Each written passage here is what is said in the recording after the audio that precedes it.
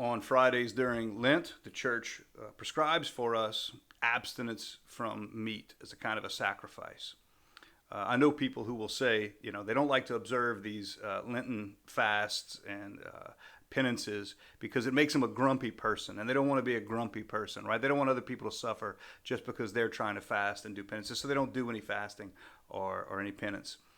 This is wrong-headed. This is really wrong-headed. I think Lent is a time for several things to happen, but one of those things that ought to be happening is that you face your demons. You face that which is holding you back from being the best Christian that you can be.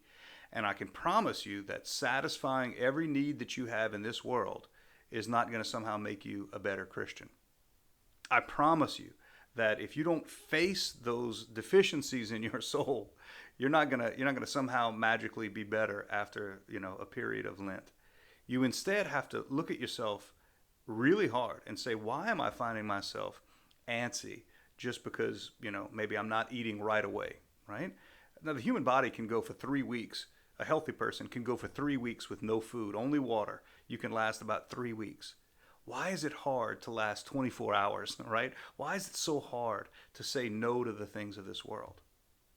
I think we are encouraged to even go beyond that, right? We are encouraged to go even beyond, saying no to things, but even going beyond to saying goodbye to things.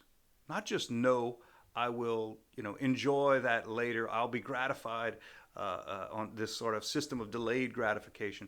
Instead, we'll say goodbye to those things that I thought might satisfy me today. So instead of you taking all that food that you normally would have eaten and just putting it in the refrigerator and then gorging yourself on it tomorrow morning, instead you would say, I'm going to make sure that someone who's hungry gets something to eat today on me. I'm going to make sure that that money that I was going to spend on myself, that I'm instead going to let someone else who needs it have it. I'm going to say goodbye to it, not just no to it, but goodbye to it.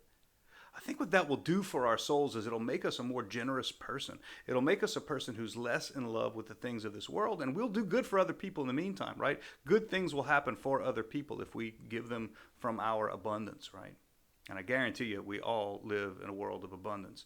So we ought to give to those who need more than we need. Right? And in doing so, our souls will be changed.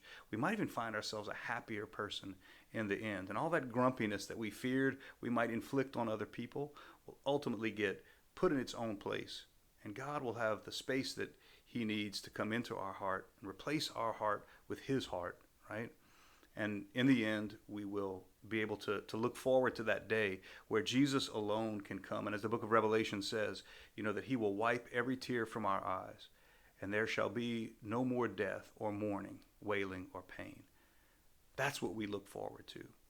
What Christ can give us and nothing in the world can compare to it. Amen.